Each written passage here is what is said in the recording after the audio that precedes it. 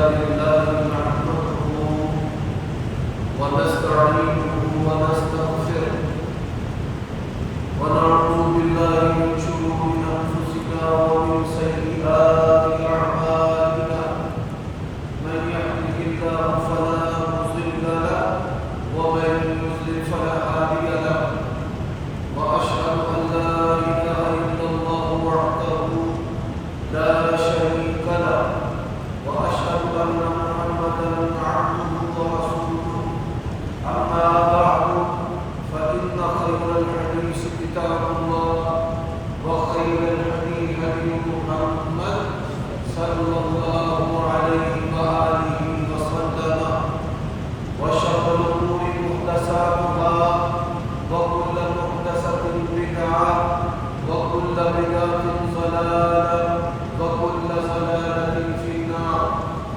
اللهم صل وسلم على نبينا محمد وبارك وسلم عليه.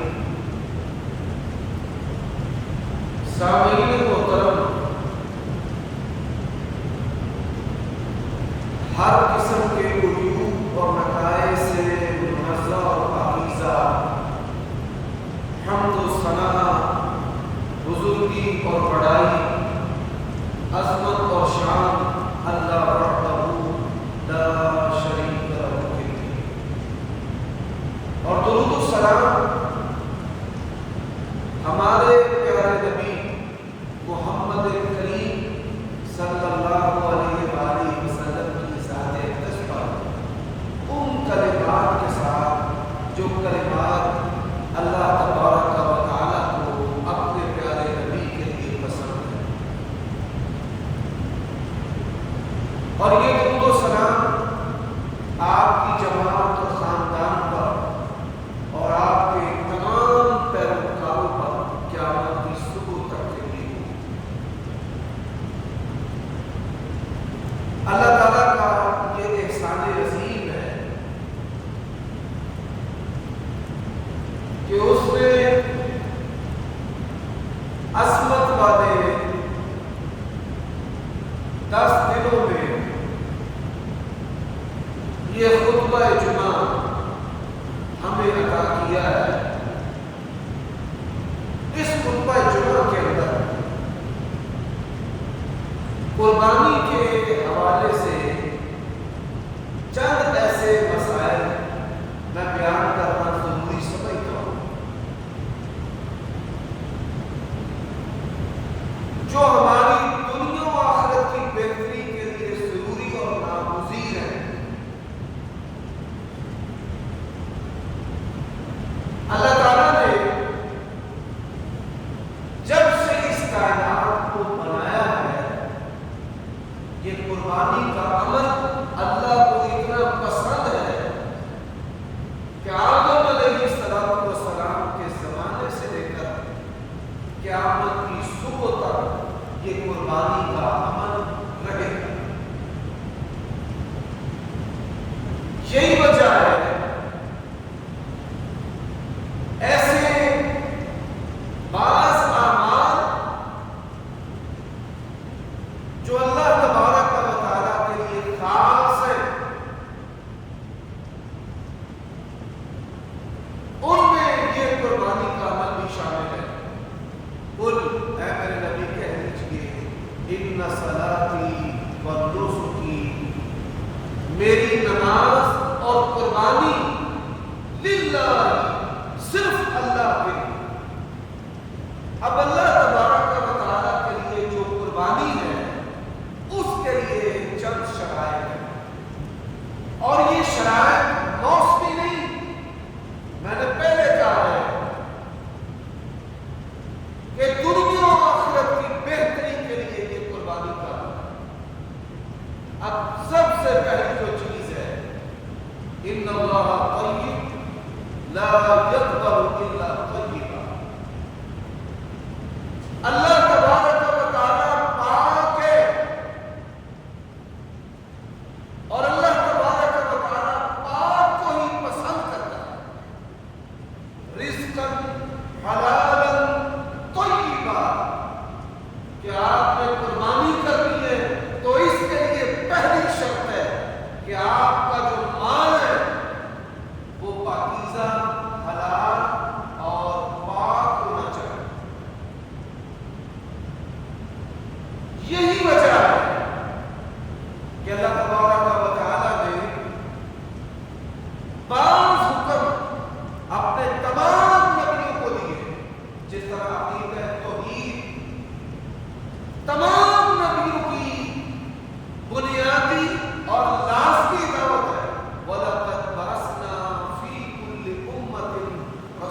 الرسول ان اعبدوا اللہ واجتنبوا الطاغوت. ہم نے تمام قوموں اور امتوں میں اور بستیوں اور علاقوں میں جو بھی نبی رسول بھیجے ہیں ان میں تمام نبیوں نے یہ دعوت دی ہے عبادت اللہ کی کرنی ہے اور اللہ کے غیر کی بندگی اور عبادت سے بچنا. ہر اس ہستی کی عبادت سے بچنا ہے کہ جو اپنی عبادت میں راضی اور خوش ہوتا ہے, اسے تعبد کہتے ہیں. تو اسی طرح اللہ تبارک و تعالیٰ نے کہا یا ایھا الرسل, اے میرے پیارے نبیوں اور رسولوں, کلوا من طیبات ما رزقناکم, جو ہم نے آپ کو رزق حلال عطا کیا ہے آپ نے اسی میں سے کھانا. تو یہ میرا موضوع نہیں ہے, بنیادی طور پہ آپ کو یہ بتانا شرط کہ قربانی کے عمل کے لیے رزق حلال ہونا چاہیے. حرام کی کمائی سے چرا کر ظلم اور زیادتی کے ساتھ کی گئی جو قربانی ہے اللہ کی بارگاہ کے اندر قبول بھی نہیں ہے. قبول ہونا تو دور کی بات ہے. انسان جب ایسی جرأت کرتا ہے کہ مال حرام کے ساتھ اللہ تعالیٰ کی بارگاہ میں عبادت کرتا ہے تو عبادت قبول ہونا تو دور کی بات ہے, اس کو سرکشی اور بغاوت شمار کیا جاتا ہے کہ تیری جرأت کیسے ہے کہ تم میرے قرب کے لیے جو عمل کر رہا ہے اس عمل کے لیے مال حلال ہی نہیں. اب قربانی کا عمل ہمیں کیا سبب اور درس دیتا ہے کہ ہم ساری زندگی تھوڑا کھائیں, سادہ کھائیں, لیکن حلال اور طیب کھائیں. اور سب سے بہترین جو صدقہ جاریہ ہے آپ کے مرنے کے بعد جس کا ثواب آپ کو پہنچے گا کہ آپ اپنی اولاد کو حلال چھوڑ کر کے گئے, جو ترکہ تقسیم ہو رہا ہے اور اس کے حلال ہے. یہ سب سے بڑا عمل ہے کہ جس کا ثواب انسان کو اس کے مرنے کے بعد حاصل ہوتا ہے. اب دوسری جو چیز ہے لَن يَنَالَ اللَّهَ لُحُومُهَا وَلَا دِمَاؤُهَا وَلَٰكِن يَنَالُهُ التَّقْوَىٰ مِنكُمْ. رزق حلال کے بعد دوسری جو چیز ہے وہ اخلاص ہے. اخلاص سے مراد کیا ہے؟ اللہ تعالیٰ نے قرآن مجید میں کہا ہے اللہ کو نہ تمہارے جانوروں کے گوشت کی ضرورت ہے اور نہ ہی اللہ تبارک و تعالیٰ کو خون کی ضرورت ہے. اللہ بے نیاز ہے کھانے اور پینے سے, اور اللہ بے نیاز ہے لوگوں کے مال سے. اللہ کو تمہارے سونے چاندی کے سکے اور یورو اور ڈالر اور ریال اور دینار اور روپے کی ضرورت نہیں. اللہ خالق و مالک کیا پسند کرتا ہے؟ وَلَٰكِن يَنَالُهُ التَّقْوَىٰ مِنكُمْ. اللہ تبارک و تعالیٰ کو پرہیزگاری جو تقویٰ ہے وہ پسند ہے. اور تقویٰ کیا ہے؟ آپ کوئی بھی عمل, کوئی بھی نیک عمل ریاکاری کے بغیر کس کے لیے کرے؟ اللہ کے لیے. تو قربانی کا جو عمل ہے یہ اللہ کے لیے ہے. اس بات کو بیان کرنے کی ضرورت یہ ہے ہمارے معاشرے کے اندر ایک دوسرے کو دکھانے کے لیے لوگ قربانی کرتے ہیں کہ ہم نے گائے خریدی ہے اور دوسرا کہتا ہے کہ ہم نے اونٹ خریدا ہے, ہم نے یہ جانور خریدا ہے اور ہم نے یہ جانور خریدا ہے. اس لیے اللہ تعالیٰ نے قرآن مجید میں کہا ہے کہ میرے بندو وَلَٰكِن يَنَالُهُ التَّقْوَىٰ مِنكُمْ. یہ جو گوشت ہے یہ جانور کے کھالے یہ خون اللہ کو اس کی ضرورت نہیں ہے. اللہ تبارک و تعالیٰ تو نیکی تقویٰ اور پرہیزگاری کو دیکھتا ہے. اب نیکی تقویٰ اور پرہیزگاری کیا ہے؟ نبی صلی اللہ علیہ وآلہ وسلم اور صحابہ کرام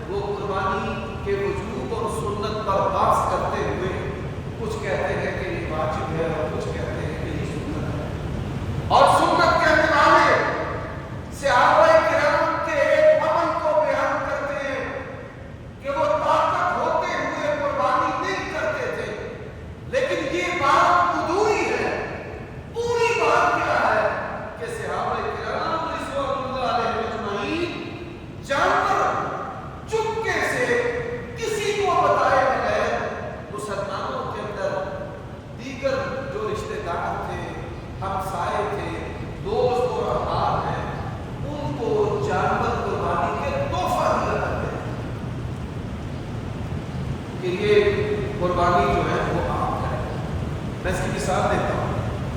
آپ کے اور میرے کئی رشتے دار ایسے ہیں، ہمسائے ایسے ہیں، دوست ایسے ہیں، اس احترام سے وہ قربانی نہیں کرتے اور ہم کرتے ہیں.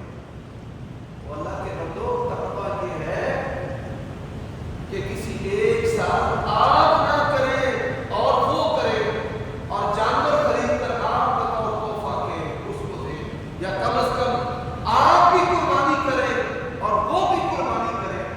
تو یہ ایک مردہ سنت ہے. اس سنت کو زندہ کرنے کی ضرورت ہے کہ آپ نے بڑا جانور لیا ہے تو اس میں اپنے بہن بھائیوں کو شامل کر دیں، ہمسایوں کو شامل کر دیں، دوستوں کو شامل کر دیں، اور کسی ایسے مسلمان کو شامل کریں جو آپ کا رشتے دار بھی نہیں، دوست بھی نہیں، غریب آدمی ہے. تو آپ اسے کہتے ہیں کہ بھائی میں نے جب بڑا جانور خریدا ہے اس کے اندر ایک حصہ تیرا، اور جانور ذبح کرنے کے بعد، کٹنے کے بعد اس کو ایک قربانی کا جو گوشت ہے وہ آپ دیں. اس مردہ سنت کو زندہ کرنے کی ضرورت ہے. قربانی کا جو عمل ہے وہ انسان کے اندر ایثار پیدا کرتا ہے. جو عمل انسان کے اندر لالچ، طمع، کہ صرف توجہ اور دھیان اپنی طرف ہے، اللہ تعالیٰ کے ہاں ایسی جو عبادت ہے مشکوک ہو جاتی ہے. عبادت کا اصل مقصد کیا ہے؟ وَيُؤْثِرُونَ عَلَىٰ أَنفُسِهِمْ وَلَوْ كَانَ بِهِمْ خَصَاصَةٌ. اور وہ ضرورت ہونے کے باوجود دوسرے مسلمانوں کو ترجیح دینا، یہ اللہ کے بندوں کا، جو اللہ کے پسندیدہ بندے ہیں، یہ ان کا شیوا ہے اور ان کا عمل. تو آپ نے رزق حلال کے ساتھ، پھر اخلاص کے ساتھ، اور پھر ایثار کے ساتھ یہ عمل کرنا. یہی وجہ اللہ تبارک و تعالیٰ نے قربانی کے گوشت کی تقسیم کا مسئلہ کس طرح حل کیا ہے. فرمایا کلوا منہا، قربانی کے گوشت سے تم کھاؤ، وَأَطْعِمُوا الْقَانِعَ وَالْمُعْتَرَ، اور جو سوال کرنے والا ہے اس کو بھی کھلائے. اللہ کے بندو، یہ جو سوال کرنے والے ہوتے ہیں نا، یہ دو طرح کے لوگ ہوتے ہیں. ایک سوال کرنے والا جو ہے وہ پروفیشنل ہوتا ہے، گداگر ہے، اور وہ مانگ کر بڑی خطیر رقم جمع کر دیتا ہے. روزانہ کئی مانگنے والے ہیں، ان کا ٹارگیٹ ہوتا ہے 5,000 10,000، اور وہ لوگوں سے اس طرح پیسے مانگتے ہیں. اسلام کے اندر گداگری جو ہے بہت بڑا جرم ہے. قیامت والے دن اللہ تبارک و تعالیٰ ان کی شکلوں کو بدل دے گا. بہت بڑا. لیکن اس کا دوسرا پہلو کیا ہے کہ اللہ کا شکر ادا کریں.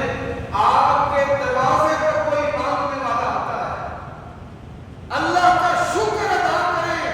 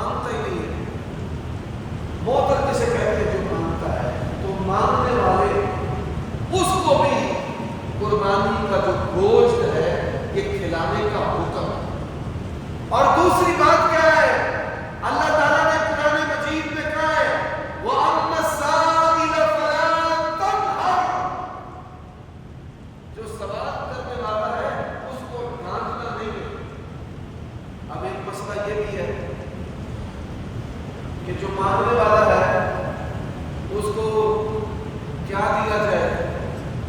ہمارے یہاں 2-3 روٹیاں یا چربی یا پھپھڑے اور نرخرا،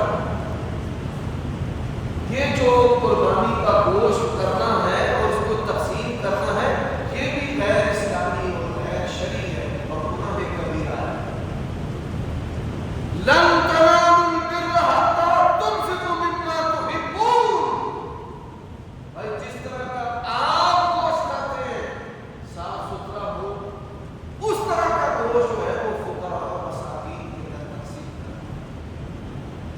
یہ بات یاد رکھیں، آپ لاکھوں کے جانور خریدتے ہیں، اناڑی جو کسائی ہے اس سے جانور ذبح کروانے کی اجازت ہی نہیں۔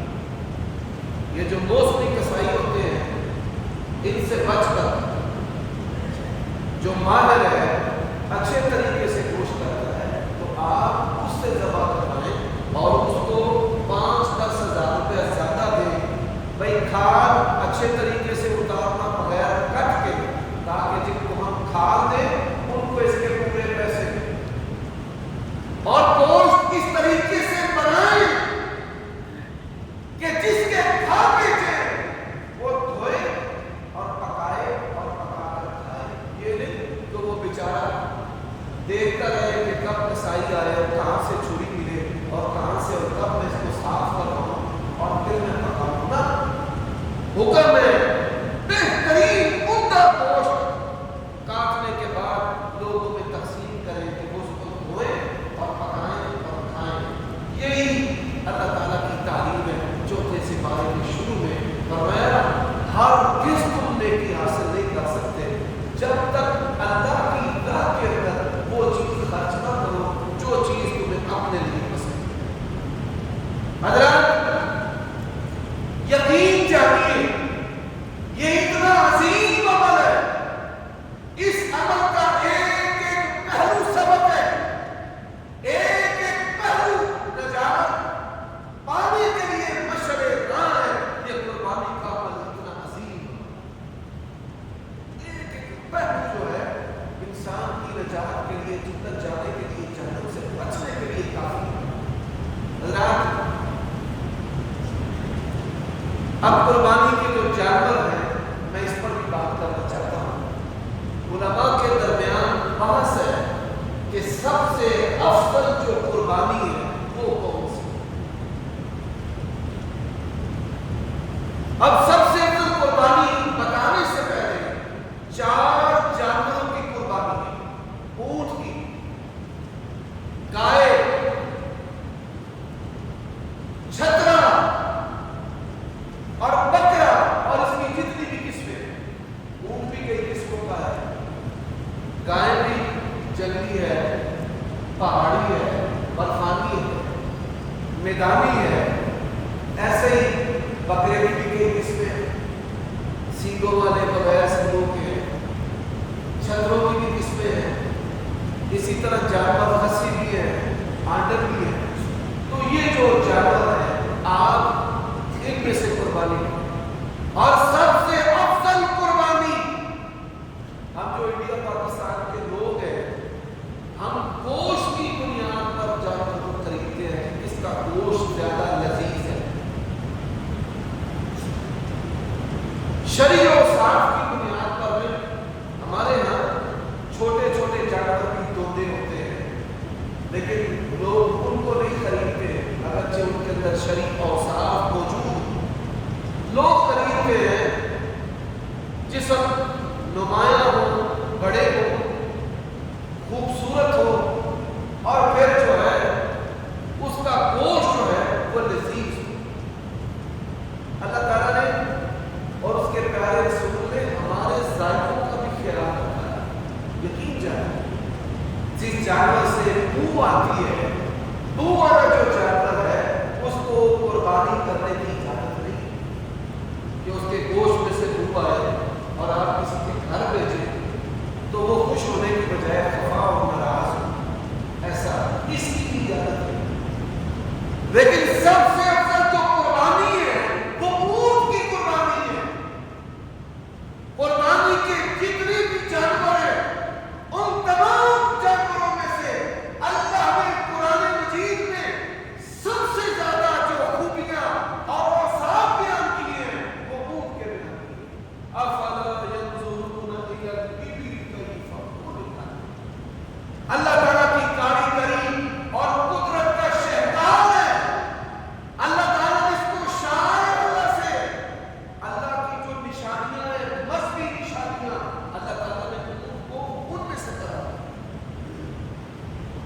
اور آپ یہ سن کر حیران ہوں گے، اچھا ہمارے یہاں لوگ کہتے ہیں کہ وہ اونٹ کا گوشت کھانے والا نہیں ہوتا. وہ اللہ کے بندو، یہاں پر مسئلہ سمجھ لو، جو عمل اللہ کے نبی نے کیا ہے، اگر کوئی بندہ کہہ دے کہ مجھے یہ عمل پسند نہیں، ایسا بندہ کافر ہو جاتا ہے. اللہ کے نبی کو کدو پسند ہے.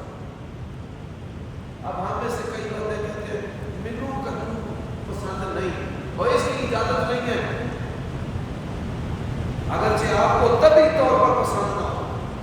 اللہ نے طبیعتیں بنائی ہیں، میں آپ پر جبر نہیں کرنا چاہتا، لیکن مسئلہ سمجھ لو، جو چیز اللہ کے نبی نے کھائی ہے، پی ہے، اس کی تعریف کرنا بھی ثواب ہے.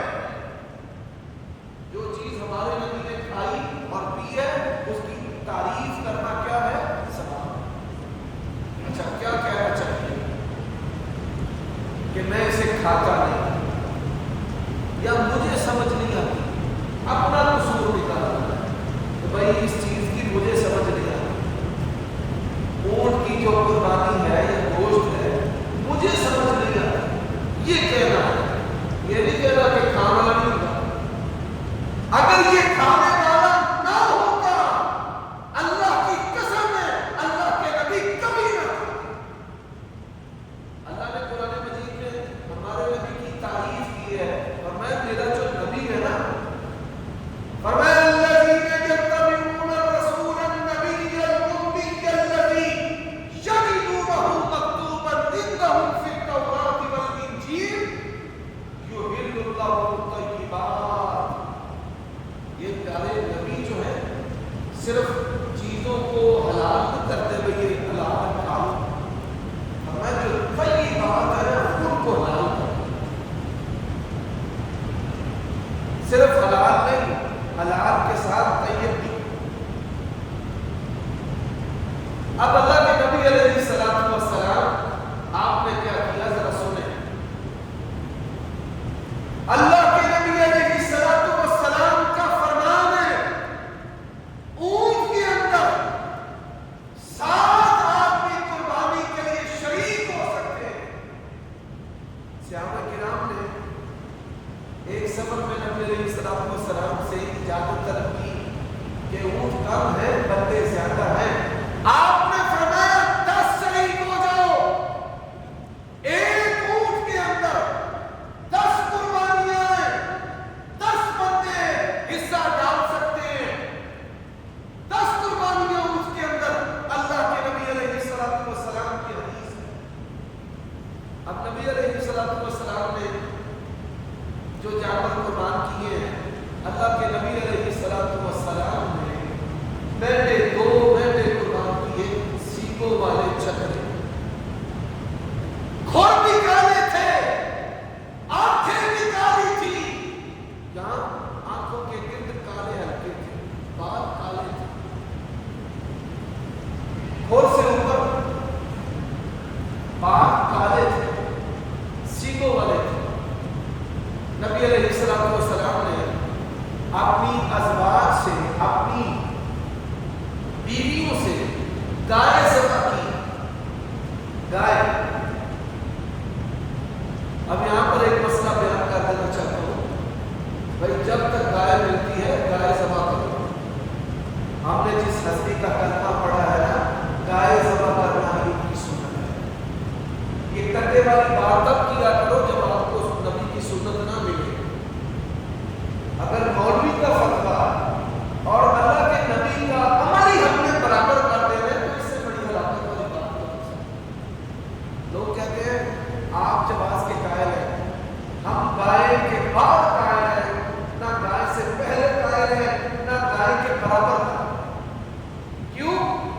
ہمارے نبی کی سنت ہے، نبی علیہ الصلوۃ والسلام کا عمل ہے.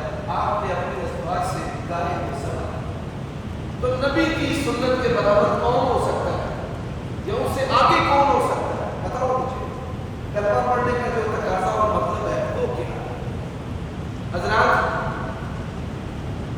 اب نبی علیہ الصلوۃ والسلام نے ایسا نہیں کیا کہ آپ نے 100 دفعہ کیا دو دورے میں نے آپ کو بتایا حدیث شریف کے اندر اللہ کے نبی علیہ السلام نے ایک گائے اپنی بعض ازواج سے ذبح کی.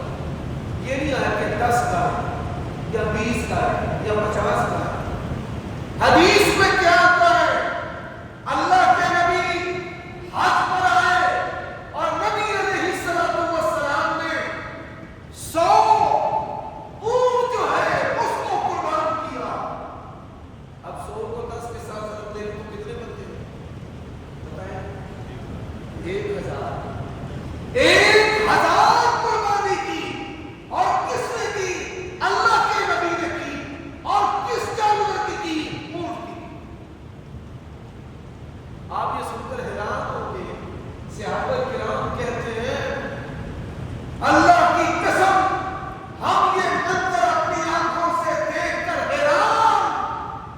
اللہ کے نبی اونٹ کو نہر کر رہے ہیں. ہر اونٹ کی کوشش کی کہ اللہ کے نبی مجھے اپنے ہاتھ سے نہر کرے. ہر اونٹ آواز مجھے چھری مارو, مجھے چھری مارو, مجھے نہر کرو. صحابہ کہتے ہیں دیکھ کے کہا کہ ہر اونٹ نبی علیہ السلام کی طرف دپک رہا ہے کہ آپ پہلے مجھے نہر کریں, آپ پہلے مجھے نثار کریں. تو اونٹ جو ہے اس کو نہر کرنا آسان لفظوں میں ذبح کرنا یہ بکری سے بھی زیادہ آسان ہے. لیکن لوگوں کو پتا نہیں.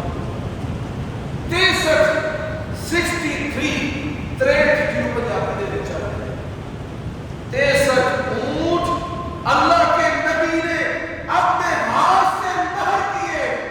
اور آپ یہ سن کر حیران ہو گئے. دیکھ کر ہوتے دیکھ جا جو اونٹ نہر کیے فرمایا سب کا ایک ٹکڑا ڈالو اس کے اندر, ایک گوٹی اس کے اندر ڈالو. یہ کچھ سنتیں مردہ ہوتی ہیں.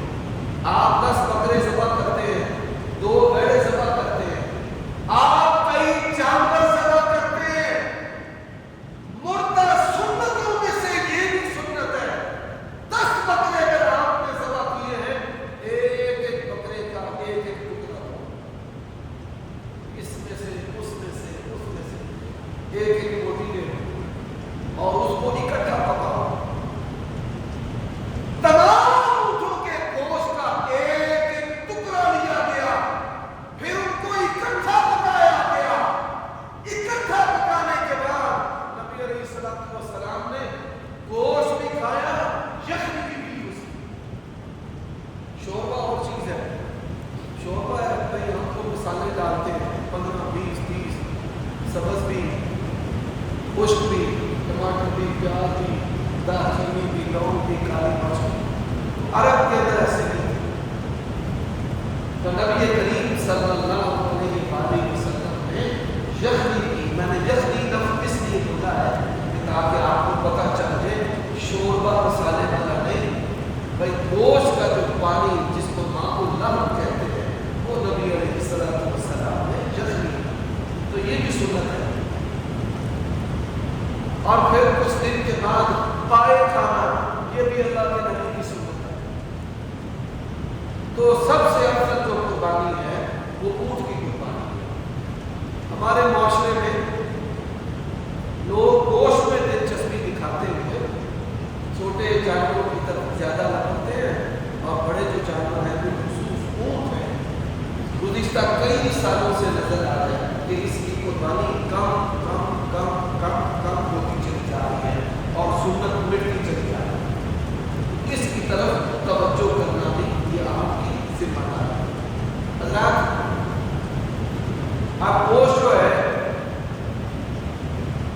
وہ ہر چیز سے بے نیاز ہو کر تقسیم کرنا ہے.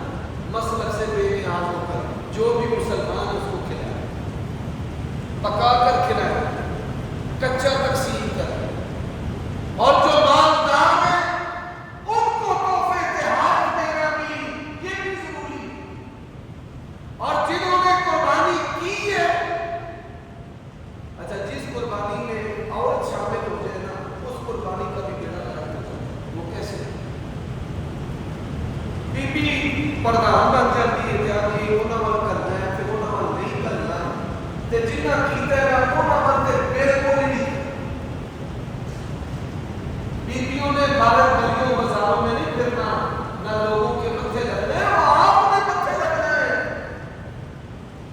सारा साल लोगों के दिमाग के अंदर ये बात रहती है, मालदार है, गली है, हमसाया है, इकट्ठे नमाज पढ़ते हैं, रिश्तेदार भी है, लोग शिकवा करते हैं, कमीना है, इन्हें कई जानवर सिवा की देने पर सालों कुर्बानी का गोश्त नहीं सकते। तो अल्लाह ताला ने कहा है जो गनी है उसको भी दो, जो माड़ा है उसको भी दो, खुद भी खाओ और लोगों को भी खिलाओ। नबी सल्लल्लाहु अलैहि वसल्लम ने गोश्त को जखीरा करने से मना कर दिया। आपका मकसद क्या था? आपका मकसद था ज्यादा से ज्यादा तकसीम हो।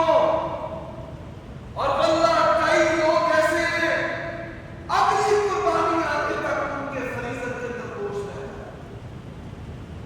ये भी कुर्बानी के मकसद के खिलाफ है। अल्लाह के बंदो, ये कुर्बानी है, इसको वलीमा न बनाओ। असी वलीमा कर रही है पुत्र दा, असी अकीका कर रही है पुत्र दा।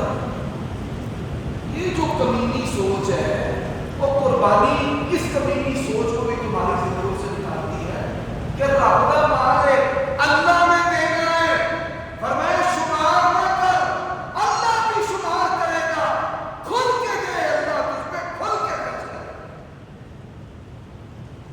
लोग ऐसे ऐसे मसाइल हमारे लिए बनाकर मुसीबतें पैदा कर देते हैं, भाई जवाब दे, वलीमा करेंगे ना करेंगे। तो अल्लाह के बंदो, ये कुर्बानी है।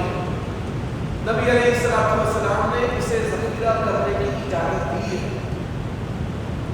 लेकिन ज़ख़ीरा करने की इजाज़त का मतलब क्या है कि ज़रूरतमंद बिलखते रहे, तरसते रहे, मांगते रहे, आप उठाते रहे और आप गोश्त को छुपाते रहे।